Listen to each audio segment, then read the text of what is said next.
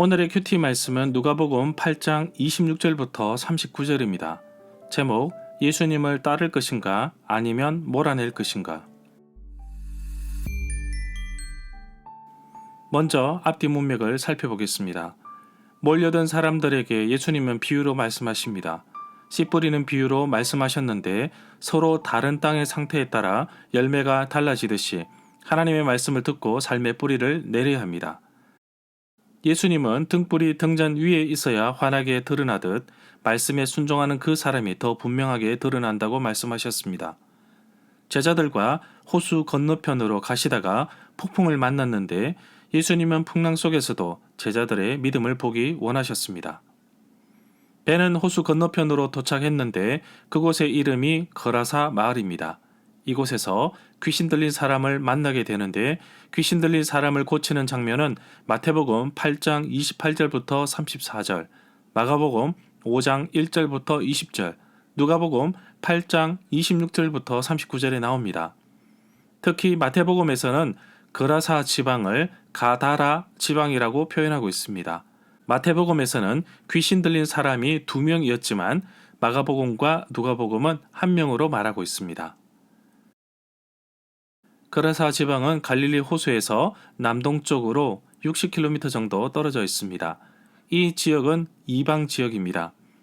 이방 지역에서 귀신을 내어 쫓는 놀라운 일은 질병과 생명과 자연을 다스리시는 예수님께서 이제는 영적인 영역까지 통치하고 계심을 보여주고 있습니다. 문단을 나눠보겠습니다. 26절부터 33절은 귀신 들린 사람을 고치다. 34절부터 39절은 마을 사람들의 반응. 26절에 보면 풍랑이 있는 갈릴리 호수를 지나 갈릴리 맞은편 거라사 사람이 있는 땅에 도착했습니다. 이곳은 애초부터 예수님께서 가시고자 한 곳입니다. 예수님은 의도적으로 거라사 지방으로 가시고자 한 것입니다. 이미 갈릴리 지방에서는 수많은 사람들에게 병을 고치셨고 말씀으로 가르치셨지만 다른 지역에 있는 사람들은 아직도 예수님을 만나보지 못한 사람도 있었을 것입니다. 예수님은 의도적으로 소외되고 어려움에 처한 사람들에게 다가가신 것입니다. 이미 하나님의 나라가 이방인 지역에도 임하고 있음을 보여주고 있습니다. 27절에 보면 예수님과 제자들이 배에서 내리시는데 거라사 지방의 사람 가운데 귀신 들린 자 한 명이 예수님을 만나러 왔습니다. 이 사람에 대해서 소개하고 있습니다. 오랫동안 옷을 입지 않았고 집에도 있지 아니하고 무덤 사이에서 살고 있었다고 합니다. 28절에 보면 예수님을 보고 부르짖고 엎드려 큰 소리로 말하기 시작합니다. 가장 높으신 하나님의 아들이신 예수님, 당신이 저와 무슨 상관이 있습니까? 제발 괴롭히지 마십시오. 귀신 들린 사람은 예수님의 정체에 대해서 정확하게 알고 있었습니다. 29절에 보면 예수님께서 더러운 귀신에게 명령하십니다. 그 사람에게서 나오라 합니다. 성경에서는 귀신 들린 사람에 대해서 자세히 설명하고 있습니다. 귀신이 가끔 이 사람을 붙잡는데 사람들이 통제할 수 없어서 이 사람을 쇠사슬과 고랑에 매어 지켰으되 그 맨 덫을 끊고 귀신에게 몰려 광야로 뛰쳐나가곤 했습니다. 30절에 보면 예수님께서 더러운 귀신에게 이름이 무엇인지 물었습니다. 더러운 귀신이 군대라고 하였는데 많은 귀신이 들렸다는 뜻입니다.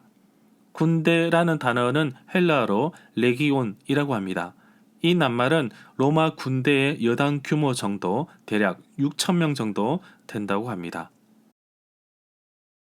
31절에 보면 귀신들은 예수님께 자신들이 지옥, 무저갱으로 쫓아내지 말기를 요청하고 있습니다.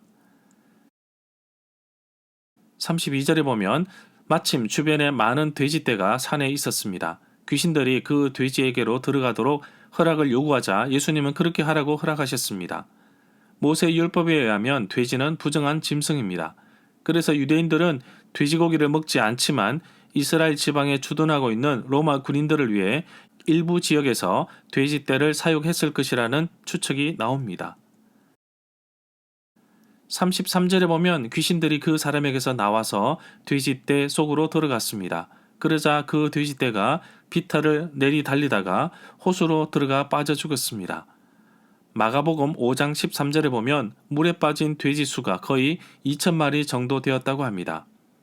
허락하신데 더러운 귀신들이 나와서 돼지에게로 들어가매 거의 2,000마리 되는 떼가 바다를 향하여 비탈로 내리달아 바다에서 몰사하거늘. 34절에 보면 돼지떼를 치는 사람들이 일어난 일을 보고서 도망쳤습니다. 그리고 이 사실을 성에 있는 사람들과 마을에 있는 사람들에게 알렸습니다. 35절에 보면 소식을 들은 사람들이 일어난 일을 보려고 예수님께 나왔습니다. 귀신이 나간 사람은 옷을 입고 정신이 온전하여졌고 예수님의 발 앞에 앉은 것도 보았습니다. 이 모습을 본 사람들은 두려웠습니다. 갑작스레 일어난 사건으로 인해 일대 사람들에게 두려움이 몰려왔습니다. 이런 상황 속에서 귀신 들린 사람은 온전한 모습으로 회복된 것을 볼 수 있습니다. 36절에 보면 귀신 들렸던 자가 어떻게 구원을 받았는지 이를 본 사람들이 사람들에게 말해 주었습니다. 누가복음은 여기에서 구원이라는 단어를 사용하였습니다. 단순히 귀신이 나간 것만으로 표현한 것이 아니라 완벽한 회복 그리고 하나님의 자녀로 새롭게 태어난 것을 향하여 구원이라는 단어를 썼습니다. 37절에 보면 거라사 사람들이 사는 그곳 근방 모든 백성들이 크게 두려워하였습니다. 결국 사람들은 예수님이 자신의 땅에서 떠나시기를 요청하였고 예수님과 제자들은 다시 배에 올라타서 돌아오게 됩니다. 갈릴리 서쪽에는 지금 예수님의 치유 사건이 많이 있었지만 이방 땅인 거라사 지역에서는 아직까지 예수님의 사역이 있지 않았기 때문에 오늘 귀신을 내쫓는 사건은 사람들로 하여금 놀라움과 더불어 두려움까지 주었습니다. 38절에 보면 귀신이 나간 사람이 예수님과 함께 있기를 원하였으나 예수님은 그를 보내셨습니다. 39절에 보면 집으로 돌아가서 하나님께서 너에게 어떻게 큰 일을 행하셨는지 전하라고 합니다. 만약 귀신 나간 사람이 예수님과 함께 거라사 지방을 떠나면 예수님께서 하신 일이 더 이상 다른 사람에게 알려지지 않을 것입니다. 이 사람이 거라사 지방에 머물러야 많은 사람들이 온전케 된 그를 보며 예수님의 놀라운 치유의 능력을 눈으로 보는 증거를 보게 되는 것입니다. 실제로 귀신 나간 사람은 예수님께서 자기에게 어떻게 큰 일을 행하셨는지 온 성에 다니며 사람들에게 알렸습니다. 절마다 상세한 설명과 구절 해석, 핵심 내용과 중심 줄거리는 네이버 블로그에 올려져 있습니다. 내게 주시는 교훈입니다. 예수님은 의도적으로 호수 저편으로 가자고 하셨습니다. 그것은 예수님의 손길이 아주 급하게 필요한 사람이 있었기 때문입니다. 군대라는 아주 많고 큰 귀신의 때였지만 예수님의 명령에 귀신은 쫓겨나야만 했습니다.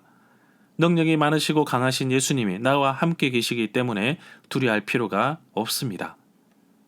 새로운 인생을 살게 된 귀신 나간 사람은 동네에 다니면서 자신이 어떻게 예수님을 만나 치유되었는지 알렸습니다. 이것이 바로 복음이 아닐까요? 누가복음에서는 이 사람을 향하여 구원을 받았다고 표현하고 있습니다. 진정으로 하나님의 자녀가 된 것입니다. 나의 삶에 계시는 예수님을 멀리할 것인가요? 아니면 예수님의 말씀을 받아들여 순종의 삶을 살 것인가요? 이 질문에 그리스도인들은 답을 해야 합니다. 신앙의 삶에서 중간의 선택은 없습니다.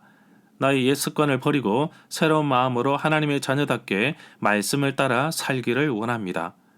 오늘도 나를 찾아와 주시고 죄로 얽매인 나를 풀어주시고 구원의 길을 열어주신 예수님께 감사드리며 한 생명을 온천하보다도 더 귀하게 여기시는 예수님의 마음을 본받아 살아가는 하루가 되기를 간절히 소망합니다.